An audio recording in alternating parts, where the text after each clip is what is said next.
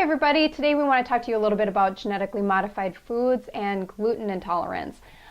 This is just becoming it's almost like an epidemic these days. It's like every single person I'm seeing when I do a body stress analysis is that they are all coming up with wheat and corn sensitivities. And what's happening is it's really affecting their sleep, it's affecting their energy levels, it's really affecting their digestion. So then they're having a hard time. Either they're having loose bowels or they're actually being constipated by it. So one of the most important things you can do is actually stay away from grains. Yeah, one of the things is if we have a sensitivity, whether it's a food sensitivity or whether it's a food intolerance, that's going to create internal inflammation.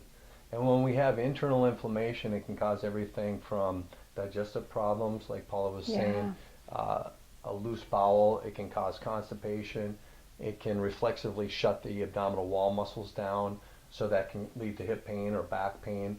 So anytime we have systemic inflammation created by some of these foods, we're going to have some issues. Yeah, absolutely. Now another thing too is the number one subsidized crop in the United States is corn.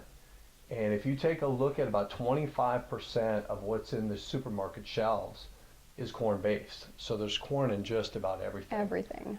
Genetically modified foods are horrible for the human body. And what happens is today, because people are consuming so many genetically modified foods, we're getting conditions like systemic inflammation, things like leaky gut. And with leaky gut, so if we think of our intestinal walls, we have these tight junctions. What happens is we get a separation of those junctions and the bad bacteria starts to enter the bloodstream. And we want to have about a 80-20% ratio of good bacteria to bad bacteria. And what happens is, as that bad bacteria starts to increase, we develop greater levels of intolerance to certain foods.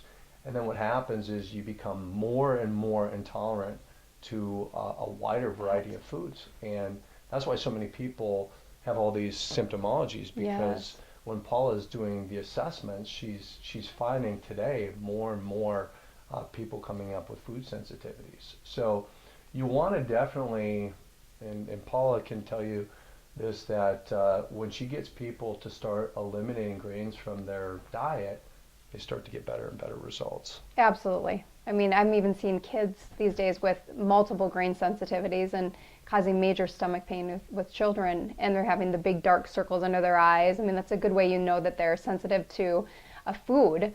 So it's really important that you stay away from them. When I get people to stay away from them for a length of time and really go towards, especially in the winter, going towards the potatoes and the sweet potatoes and the pumpkins and squashes, people cannot imagine how much better that they feel, how their weight just drops off, and it's definitely worth it.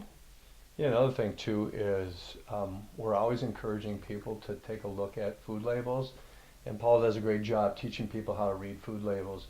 The number one thing people look at with a food is, number one, how many calories do I have in it? And Paula always stresses it's not the calories, it's the ingredients in the food. Absolutely. And so you got to really take a look at, because what you're going to find, like I said, 25% of what's on the supermarket shelves today is corn based. So there's all these corn sweeteners, they use it as fillers and binders. You really got to pay attention because it can really affect your weight loss. Absolutely.